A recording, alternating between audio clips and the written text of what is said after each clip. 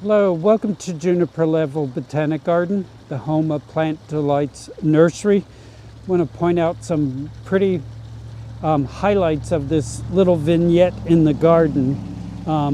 The autumn fern is well known, but this is where it gets its common name of autumn fern, sort of the autumnal tints of the new growth.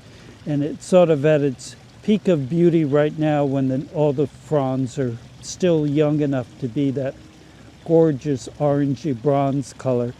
It's an evergreen ferns and the foliage looks great, pretty much 12 months of the year. But it's in spring that it is at its most gorgeous.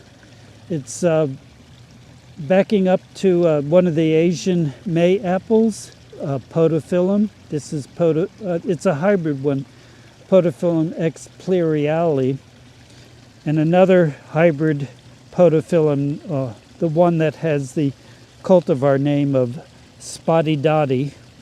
And it's fun because when you see this together with the autumn fern, it's the same bronze coloring that dots the leaves of Spotty Dotty. This Podophyllum is in bloom. It has these big clusters of red flowers under the foliage. I should make them available. And one of my favorite native trilliums is this Trillium oostingii, and this is the typical color where the upper parts of the petals are a lively green and then almost black towards the base of the petals.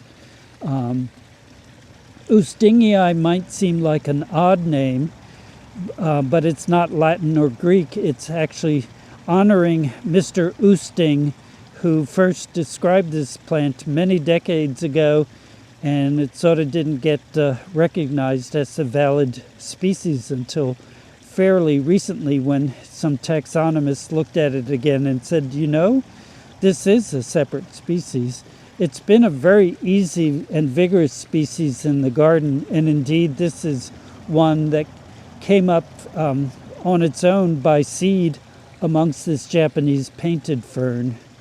I don't consider the Trillium spring ephemerals because though they are blooming early in the year, they do maintain foliage for almost the entire summer, even into early fall, so they are not ephemeral.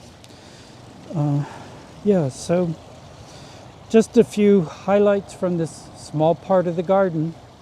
Thank you for your time today, and I hope to see you again in the garden.